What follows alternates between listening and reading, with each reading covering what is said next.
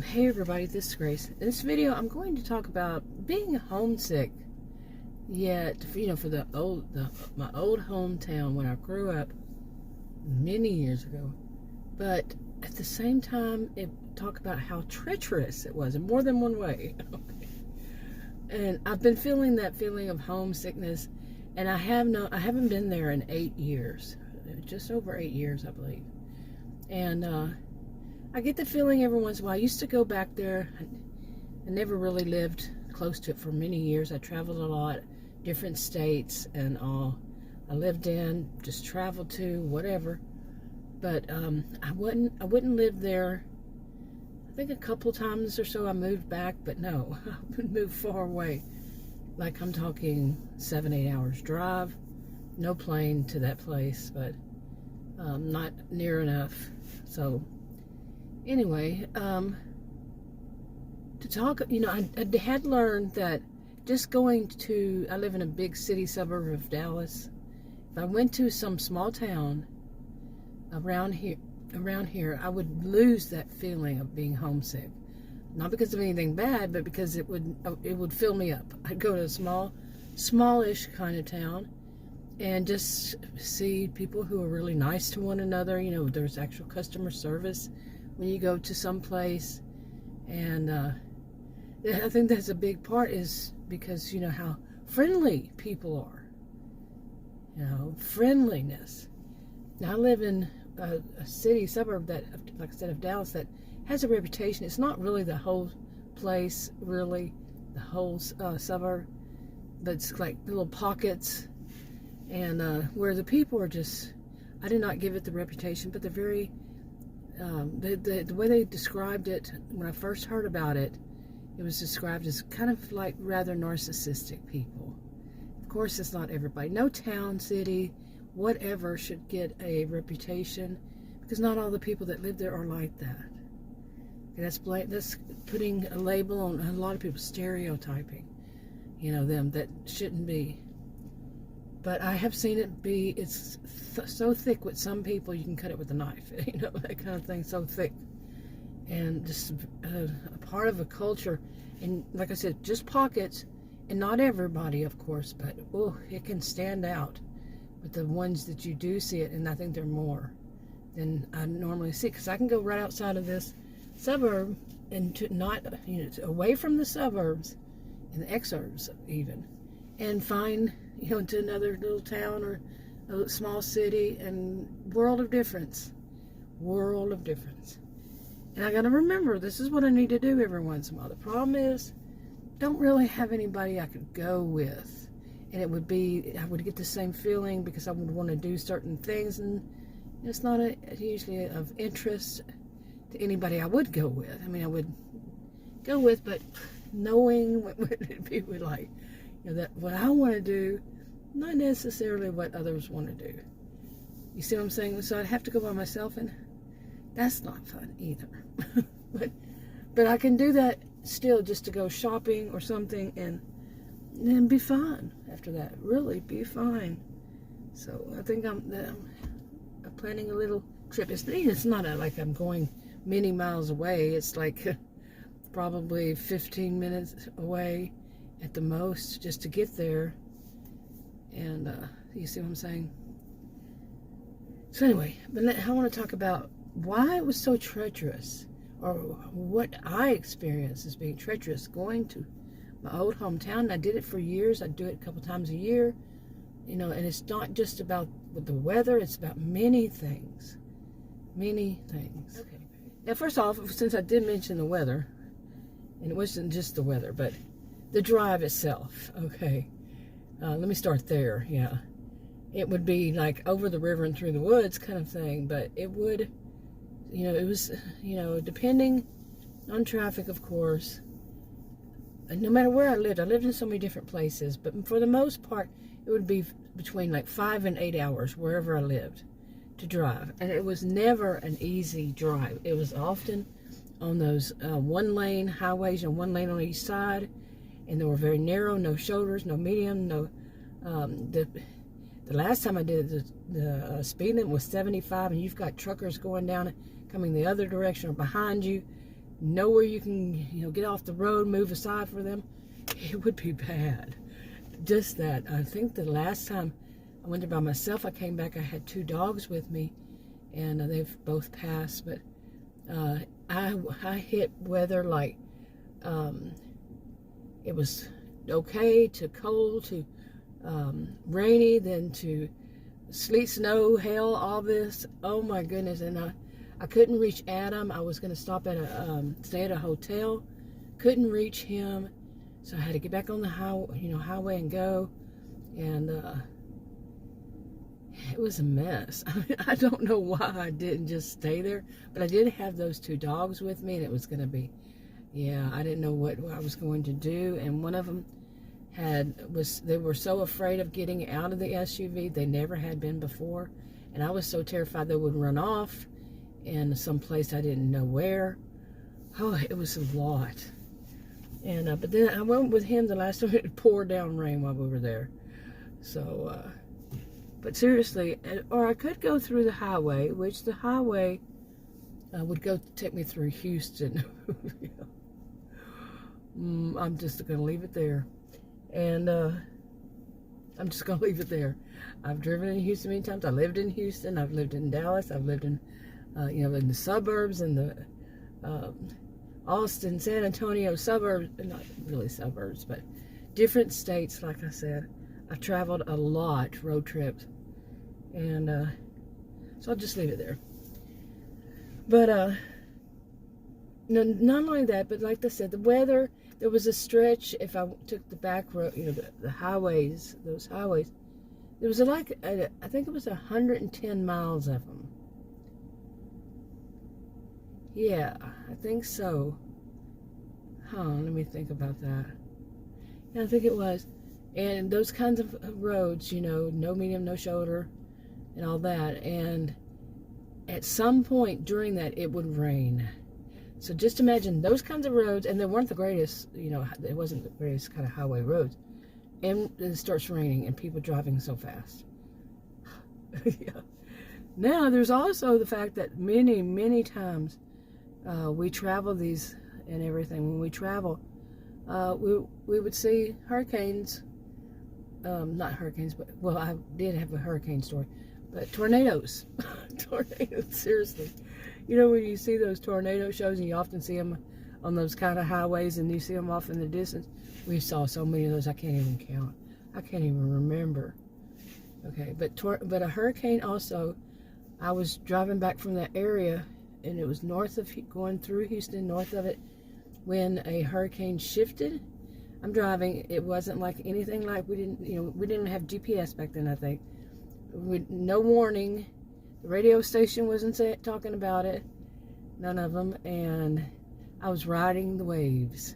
Seriously, I had to get off the highway. I was in a truck with a king cab truck. And I had to get off the highway when I finally saw a rest area. Got off in there, and some guy was running down it trying to get in the back of my truck. In the bed of my truck. So I had to get off there because he was scaring the heck out of me. I kept driving up and driving back and doing all this stuff, trying to get away from him. I can laugh now, couldn't then. It was bad. And there were some truckers out there. I wasn't too scared, but that guy kept running toward my, so, but I had been riding the waves, couldn't barely see it. It did start to clear up right then, so I could do it safely. But it was, but so many of those kinds of things happen, but at the same time, there were good things that would happen, and that's why there's still a little nostalgia there for even the trip, going through different places, seeing different places, and seeing different, ways people behaved in different places, and, overall, they were nice. I'm sorry, I got something in my eye, so if I sound a little distracted, I don't know what in the world I got in my eye. Just sitting here, really. But anyway, then there was another story. One time I was coming back from there when I was coming with my mother, and she had dementia and all this. She had some issues. I couldn't drive the whole drive. I had to cut it in half. And I pulled off, and we stayed in a hotel, small little bitty town, and off the highway. And we went to the grocery store just to get some stuff to eat that we could take back to the room, and then we could take with us, whatever. It was an old little grocery store, not a chain, nothing. It was just local, I guess. And when we got back out of there and we're sitting in the, got back in the car, my mother looks over at me and she goes, "Did you notice it?" Yes.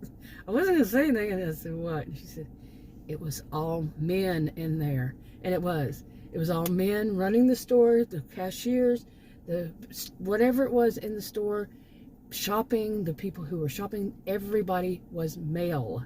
We were the only two females there. Even the guy, while we're sitting there, there was a guy, getting the carts, male, guy. And it was like, I was surprised that she noticed it. And then we got back to the hotel, and it was like dusty and, just dusty place, and, outside. And it was just a new little, off the highway, not a chain, just hotels. And, like right off the highway. And they were, like I said, they were newish. And, but not anything like you would think, any grand kind of thing. Or, nothing like that. It was just nice little rooms, okay? And there was a guy, and I was telling my mom, "You go in right now, get in there, shut the door, do not come out." And I was trying to get the stuff that we had out of there, and I was watching this guy at the same time, and boy, I was ready. Yeah. So she did. I had the key, of course, I could get back in, and she did. But we stayed the night there, and we were out of there the next day. It was spooky. It was. But like I said, the hotel there's a whole bunch of just nothing around it, but it wasn't trees. It was just, they had taken all the trees out, and it was really dusty and stuff. Like gravel, like that kind of thing. And then just bare land. And I have a lot of stories I could tell that were just weird little stories. But that was freaky, yeah. For my mother to notice it, it was. And I think it was that time that I was driving a minivan, and it kept getting hot. One of the times I was with her, and it kept getting hot, and I kept having to stop. And come to find out, whenever I did get back, I don't know how long it was after that, found out that the motor was just bad. It had holes in it. It was leaking oil, all this kind of stuff. Oh my goodness. Yeah, just one thing after another. But some of those trips, I'm serious, like I said, and then, okay, that was just the drive to and from and stuff. But there were good times, like I said, just getting that country atmosphere, and was good. And, stopping off, a little bitty place on the side of the road that was selling, one time, the last picture I have of anything like that, they were selling things like honey and, jarred stuff, whatever. And, things like that. And, quite often you could see produce sold on the side of the road, this kind of stuff. And, or just little places were selling whatever they could. And they weren't like these big places that, people love to go to now. We don't have that one. What is the name of it? I can't remember, but we don't have that one anywhere near here. But anyway, but when I was younger, like before my dad passed away in the 1990s. My mother, it wasn't until 8 years ago. And anyway, so they lived there, until he passed away. She continued to live there until she had to go into a nursing home, and which was like a year or two before she passed away, maybe not even that long. But so I would go down there and stay with her and visit and stuff like that. But there was one person. Isn't there always that one person? I say always, and I'm not. That's how I feel about it. There usually is that one person. I'm not the all or nothing kind of thinker, But in my life, pretty much that's how I remember it.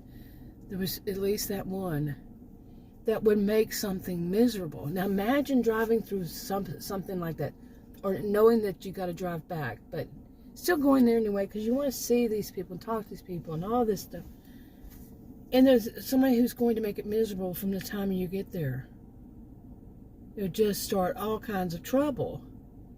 and not necessary trouble, just trouble. Be, very histrionic, very vindictive, very just, you haven't done anything, but they do it every time, consistently. Just start some crap, and her reasons, but nothing to do with you, but because of the lies that they told other people about you.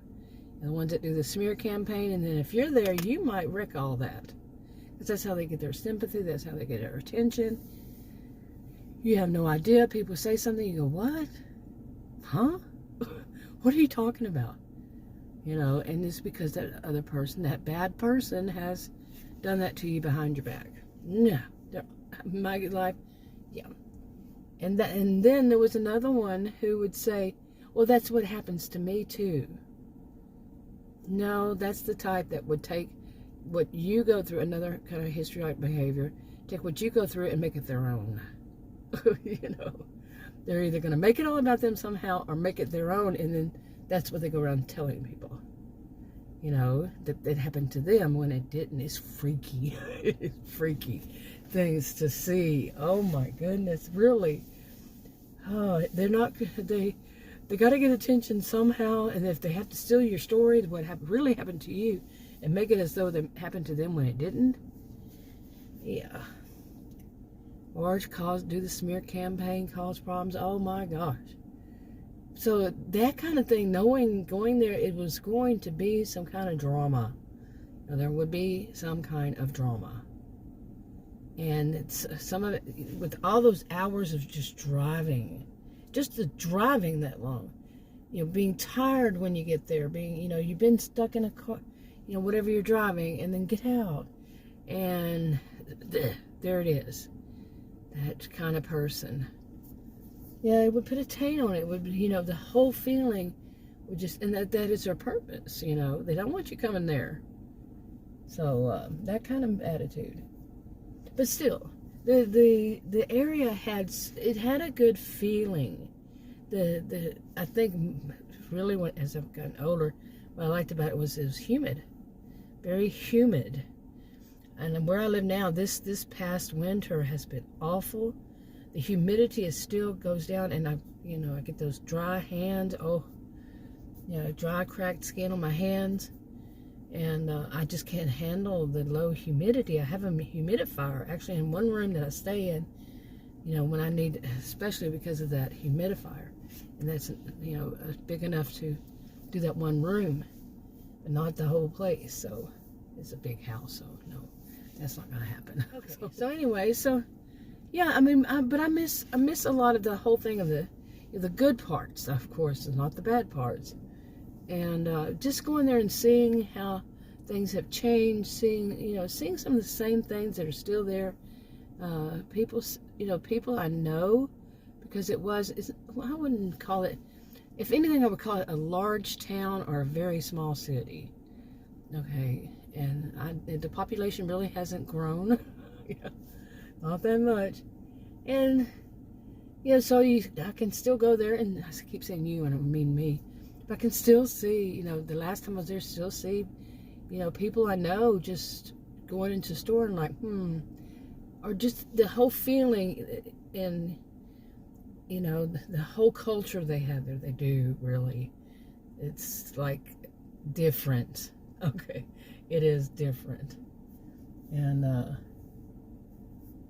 I just miss that. I'm not a fan of big cities or suburbs no, I'm really not. I live in an exurb actually, but it's still a suburb. And it's still a big city. So I have to go into the city, this kind of stuff. But I prefer smallish, but, the same time where I hear bad things about that one, and there's also, this of, you never know, really. Well, I was going to say that, I was going to talk more about that drive. These days, what's on the highway? I can't say it about everywhere, but I haven't driven on a highway in so long. Even Adam said it. I'm talking interstate, but highway or interstate. He had to drive one the other day, and he told me, he says, boy, on my way here, it was like I'd say maybe 45 minutes of a drive. It was so weird because he hasn't done it either, in a couple of years. And but me, it's been longer. And yeah, I'm just not a fan anymore. I've done all those road trips for many, many years, but now, I don't want to. I'd rather, I would love to find out how much of the United States can a person travel through without getting in on any interstates or any highways, those one lane each way, or any roads like that. But to drive on good roads, that actually have shoulders and medium, and people aren't driving faster than, let's say, 45.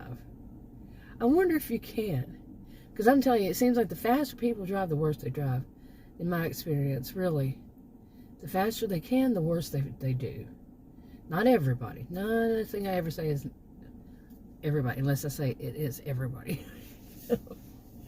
Oh, anyway. Excuse me. Allergies. Oh my goodness. Something else right now. But anyway, yeah, I wanted to talk about that. My goodness, I had to stop again to cough. Oh my goodness. My eyes have been itching. That's probably why it itched so much when I got out here.